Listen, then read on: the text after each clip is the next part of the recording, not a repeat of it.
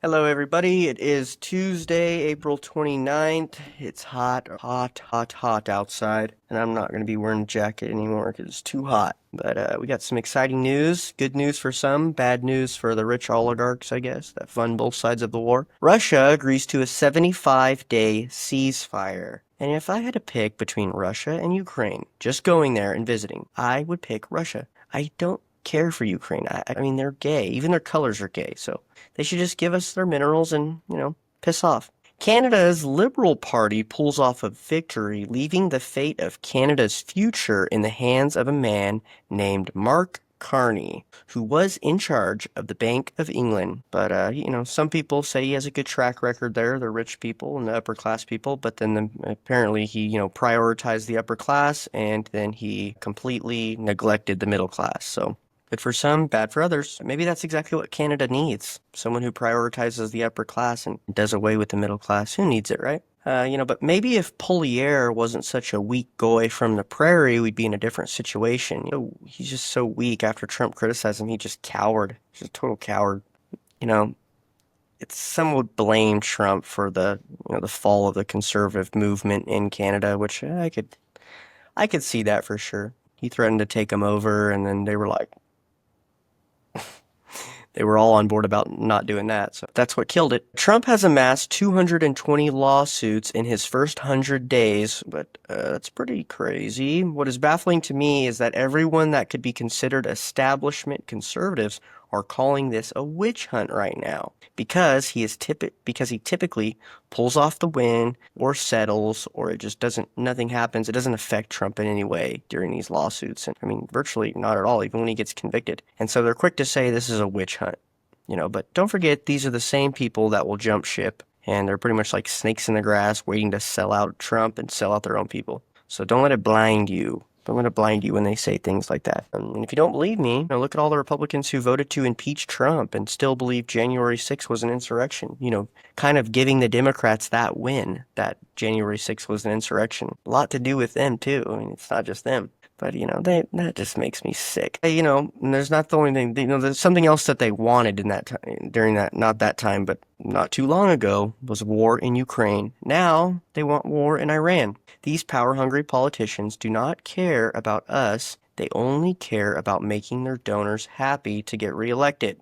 Can't forget that. We didn't just beat the Democrats. We also beat partly the establishment Republicans. And, don't forget who tried to sell us as insurrectionists. We can't forget that. We're doing a kumbaya right now because Trump won and we're all getting along. But, this is the time when things get hard. Trump's implementing things and things are going to get tough.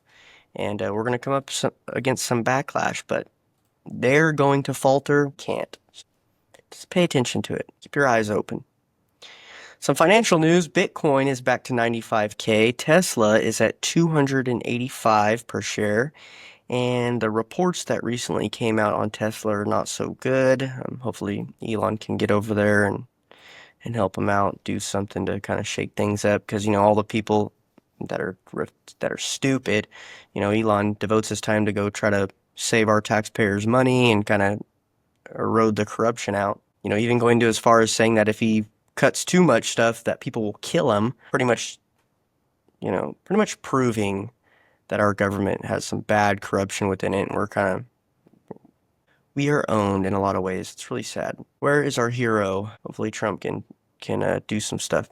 Jeff Bezos comes out with a new 20K Tesla killer that looks like a golf cart, but it is cheap and it is electric. Be sure to check those out. I think they're called Slate. And that's the name of the truck. They're only 20 grand apparently when they roll them out, so that'll be good price. I might even purchase one. I mean, that's a great deal. But not after I buy a Tesla. We got to support Elon. Buy a Tesla. Yeah, it might be worth to investing in their stock. Slate is what the name of it is. Early on, and then those trucks will blow up and maybe... Local news, Bakersfield Barbecue Company's local restaurant is interrupted during the lunch hour by a PETA truck who has pigs painted on the outside of the truck, and their sounds blaring from the inside of pigs squealing in terror is contributing to the mass murdering of pigs, right? To the surprise of PETA, this only made Bakersfield residents more hungry. I don't think we're that type over here, It might work in I don't know, San Francisco, but not in Bakersfield. I mean, that makes me hungry just thinking about it. The Bakersfield City Council recently tried to pull off a fast one when Andre Gonzalez, council member for Ward 2, proposed a sculpture that would be built at Central Park. They wanted Shan Shan Shang, that's her name, an artist from San Francisco, to create a poppy flower sculpture that would cost the taxpayers a whopping 600 grand. This is how they network and further, and secure funding for their nonprofits. They give these artists who are, some rich person or someone in the government high up. It's their daughter or something. 600 grand for a statue of a poppy seed? Shoot, give me 600 grand. I'll do the best poppy statue you ever seen. Wouldn't feel good about it though, right? 600 grand from the taxpayers, but yeah, it's a total mess. Luckily, Councilman Zach Bashertash, great councilman, he caught this on the agenda and had him remove it before they voted on it. But, these are the things that they were slipping through the entire time he wasn't in there. He just got elected, so it's so bad. But, chance, if that happened, wouldn't we see the effects of it? I mean, yeah, we do, right? We're out of money completely. They're going to bankrupt their entire city. And, this is the game they play, and the only thing standing in their way from completely destroying the city is a few good council members and the people who pay attention and that got those people elected. So we need help. We need help getting the word out about these things. Actually, quite recently, now we have a sewage situation that is going to cause everyone's bill to go up by 300%. And this is why, is because Christian Clegg, the city manager, along with the other council members, don't pay attention to the things we need to do, like taking care of our sewage, which is an essential thing that that we need. Instead, they pay artists to go paint boxes in the city around town, and they pay for statues and such things like this. So that's why it's called mismanagement, and this one is the city manager's fault. He just neglected the issues, and I mean they hire way more people than they're supposed to, and they just do all types of dumb stuff, and this is where we're at. And so now, good council members get in there and they go, whoa, our sewage, this is horrible. What are we doing? And now they're forced to, they had a vote. The whole city was like, whoa, our $300, 300% on our, that's way too much. That's crazy. And they're all saying, who voted against this?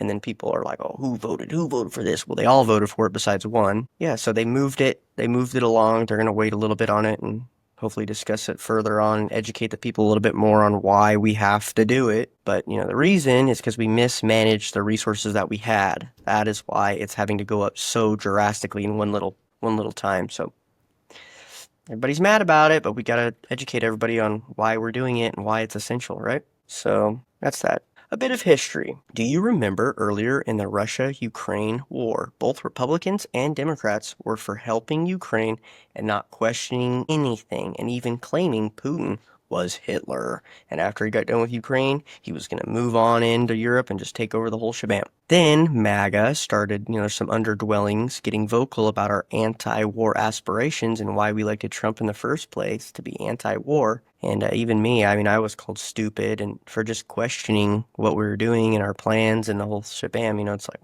what are you asking questions for? Who are you to ask questions? Then as time passed, Trump came out against the war and sending Ukraine a blank check, which is that's just crazy, right? Now we know all the corruption that's gone into it too. It's not good.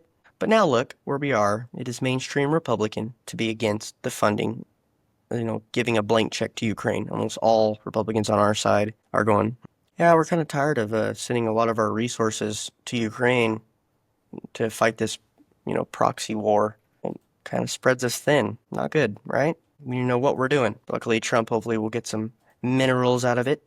But now fast forward today, we have a war that is in the pending stage with Iran. And right now, those same people are saying that, we got to go to war with Iran. They, they're a major issue. And, a lot of people in MAGA and say the far right, or it's groups of people within the right. You can't even say far right. Some are not far right. Some are MAGA is not always far right. I mean, groups of people within the right-wing view are saying, hey, maybe we shouldn't make the same mistake as Iraq. And if there's parts of the left that say the same thing, I don't know. I just hardly know. I know a few people from the left, but I don't talk to them about these types of subjects. MAGA is saying, and on my online, how Instagram is, it's like whoever you follow, that's going to be your circle of people. The only lefties I see online are like radical lefties because that's what it shows me to aggravate me and stuff. I understand that, but I'm sure there is.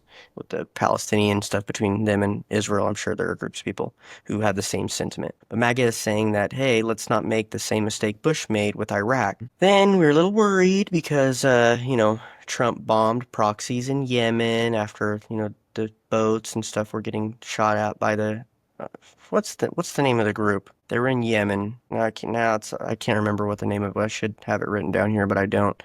So, they were shooting people in Yemen. And I think we were all worried. I think the people, MAGA, we were kind of looking at it and going, whoa, we're really escalating things here. But, the Republican establishment is saying, we must protect Israel at all costs. And if you suggest anything, you are anti-Semitic. If you ask questions, you are anti-Semitic. And that was sick. That was kind of sad to me. But now, fast forward, right? So we asked those questions, look stupid, right? And now Trump is telling Israel to not bomb Iran's nuclear sites. Israel wanted to bomb Iran's nuclear sites, and Trump said, no, we shouldn't do that. And now, recently, I think yesterday, he told New York Times that he will not let Netanyahu drag us into war. So now the establishment Republicans, will fall in line behind Trump's balanced perspective. But, I always bring it back to, remember, we're doing something hard. Anytime you do something hard, there's going to be issues, there's going to be problems, there's going to be disagreements. What are they going to do when we make a misstep, when Trump makes a misstep? They're going to be quick to betray us, just like they did with January 6th and just like they did when they tried to impeach Trump. I mean, they will vote against us. They will go straight against us. So, that being said, these people they're just coward politicians, and they're for their own gain, not ours. They go wherever the wind blows. And we must not allow our party to go back to the days of Liz Cheney warmonger types, right? Can't let that happen. So, I've been thinking about a lot the midterms coming up and stuff. It's like, who will replace Trump? Who's going to be the guy that carries the torch per se? Is it J.D. Vance? Is he the leader we should elect? Can he get the votes and get everything done and have a balanced perspective like Trump has had? I don't know.